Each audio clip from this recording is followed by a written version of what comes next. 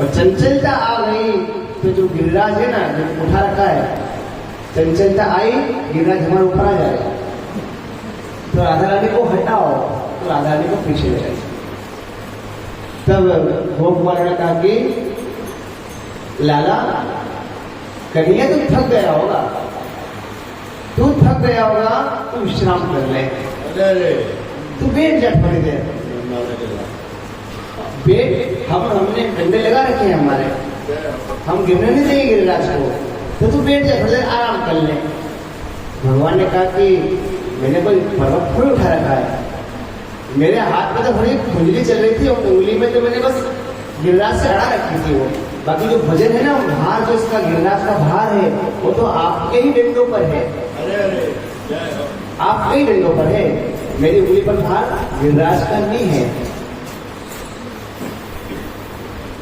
सब कुछ परमात्मा करता है साहब, सब कुछ ईश्वर करता है, लेकिन यश दूसरे को देता है। परमात्मा के उंगली पर वो पर्वत का भार था, लेकिन भगवान ने कहा कि जो भार है ना, मेरी उंगली पर नहीं है, आपके ही डंडों पर है। सब परमात्मा करता है, सब ईश्वर करता है, सब नारायण करता है, और यश दूसरे को देता है। एक हम हैं, करते कुछ भी नहीं है और यश को लेना चाहते हैं कि हम ये करेंगे, ये करेंगे, करते कुछ भी नहीं है। लेकिन जब मंचा आया, माला पहनाने की बारी आई, माइक पे बोलने की बारी आई, चढ़ जाएंगे सबसे पहले वही। सेवा करने का मामले में तो 7 दिन तक दर्शन नहीं होंगे। जहाँ माइक पे बोलने का नंबर आया, माइक पे नाम लेने का नंबर आया कि हाजिर आगे आ गया। करते कुछ भी नहीं है, लेकिन यश लेना चाहते हैं। लेकिन परमात्मा करता सब कुछ है, लेकिन यश दूसरों को देता है। कहा जो भार है ना, मेरी उंगली पर नहीं है, आपके ही डंडों पर है। बोले है, हटा लूंगे, बोले हटा लो। जैसे ही भगवान ने अपनी उंगली हटाई है, सारा भार उन डंडों पर आया है। जो लकड़ियां लगी थी, चटाचट करके सब लकड़ियां टूट जाती हैं। क्या करने के लिए? पर्वत आ रहा है नीचे, संभाल भगवान ने पर्वत को संभाल लिया है। जय हो। 7 दिन तक पर्वत को उठाया। सब समझ गए कि जो भार था वो भगवान की कनिष्ठिका उंगली पर था। कहा 7वें दिन की जाओ, इंद्र ने कि जाओ देख करके आओ। अब तक तो सामंतक मेघों ने ब्रज को डुबो दिया होगा, नष्ट कर दिया होगा, समाप्त कर दिया होगा, डूब गया होगा भाई अभी तक। तो आते हैं, देखते हैं। जब देखा तो डूब क्या गया, वहां तो उत्सव चल रहा है, उत्सव चल रहा है, उत्सव मना रहे हैं। वो कोई नाच रहे हैं, कोई खेल रहे हैं, कोई गा रहे हैं, कोई कीर्तन कर रहे हैं, कोई भगवान के दर्शन कर रहे हैं, कोई परिक्रमा लगा रहे हैं। तो आया और कहा कि महाराज, जो पानी गिर रहा है ना, वो तो सब पर्वत के ऊपर गिर रहा है और पता नहीं पानी कहाँ जा रहा है, और सूख गया है वहां पूरा, पूरी पत्ती सूख गई है, गीला कुछ भी नहीं है। ये कैसे हो सकता है? पानी कहाँ जा रहा है, कैसे हो सकता है ये? और पर्वत को उठा लिया है, कौन उठाने वाला हो, जिसने सबकी रक्षा करी है?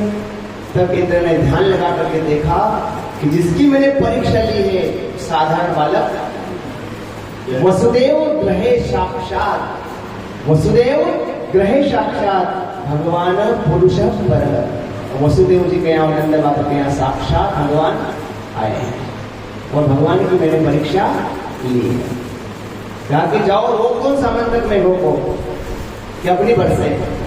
तो सामंतक मेघों को बुला लिया है, बादल चले गए हैं, धूप निकल आई है, थोड़ी थोड़ी हवाएं चलने लगी। भगवान ने कहा कि अब पानी नहीं गिरेगा, सब पर्वत से बाहर आ जाएंगे। तब पर्वत से बाहर आए हैं, गिरिराज को अपने स्थान पर, गिरिराज जी को भगवान ने रख दिया है। तो गिरिराज धरण की जय, प्रणाम किया है और सब अपने अपने घर को चले गए। इधर जब इंद्र ने देखा कि मैंने भगवान नारायण की परीक्षा ली है, तो अब स्वर्ग से धक्के मार करके मैं निकाला जाऊंगा। नारायण की परीक्षा ली है, तो अब मैं धक्के मार करके निकाला जाऊंगा। अरे धक्के मार करके निकाला जाऊं, उसके पहले उनकी शरण में चलना चाहिए। तब सची के पास में आए, अपनी पत्नी के पास, इंद्राणी के पास में कहा, सची सची धक्के मार करके निकाले जाए इससे पहले कि हमें उनकी शरण में चलना चाहिए, हमने उनकी परीक्षा ली है। तब सची ने कहा कि महाराज आप इतनी चिंतित मत हो, इतनी चिंता मत करो आप, अरे हमें कोई भी नहीं निकालेगा इस राज्य से, इस सिंहासन से, आप चिंता मत करो। बोले क्यों? बोले हम उनकी शरण में चलेंगे, हम उनकी शरण में चलेंगे, लेकिन आप नहीं जानते हो, अरे उनकी आंख में बीमारी है, हम चलेंगे ना, शरण में चलेंगे, लेकिन उनकी आंख में बीमारी है, हमारे गुण दोष नहीं देख पाएगी। बोले क्यों? बोले जैसे ही जाएंगे ना साष्टांग दंडवत कर देंगे, बस जैसे ही दंडवत करेंगे ना तो फिर हमारे गुण दोष को परमात्मा भूल जाएंगे, जो हमने गलती करी है ना वो उनको नजर नहीं आएगी, बस ये बीमारी है उनकी आंखों में।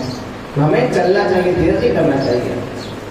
तब इंद्राणी को लेकर के इंद्र आए हैं कामधेनु गाय को लेकर के, कामधेनु गाय लाए हैं, भगवान आ रहे थे। सबसे पहले इंद्र भगवान ने कामधेनु गाय को आगे किया कि वो मत आप जाओ। तब कामधेनु गाय जाती है। इतने बड़े उत्सव के बाद में भगवान श्री कृष्ण ने कामधेनु गाय के दर्शन किए हैं तो प्रसन्न हो गए। कामधेनु गाय को देखा है, कामधेनु गाय ने भगवान का दुग्धाभिषेक कर दिया है, दूध से अभिषेक भगवान का कामधेनु गाय ने किया है। भगवान प्रसन्न हो गए। जब प्रसन्न देखा इंद्र ने कि भगवान प्रसन्न हो गए हैं, तब इंद्र और इंद्राणी आते हैं, भगवान को प्रणाम करते हैं और 7 परिक्रमा भगवान की करते हैं। इंद्र ने देखा, कहा, भगवान ने देखा इंद्र को, कहा कि इंद्र ऐसा है कि अगर कोई राजा हाथी पर बैठ करके निकले, राजा हाथी पर बैठे और कोई व्यक्ति अगर राजा की पूजा करे, राजा की आरती उतारे, तो हाथी को ऐसा नहीं मानना चाहिए कि पूजा हाथी की हो रही है। इंद्र समझ गए, गलती तो हो गई। भगवान ने इंद्र को क्षमा किया और इंद्र वहां से अंतर्ध्यान हो गए। सब गोकुल आए, राधा रानी आई। आज भगवान की भगवत्ता को सब समझ गए थे कि अगर कन्हैया नहीं होता तो हम सब डूब के मर जाते हैं।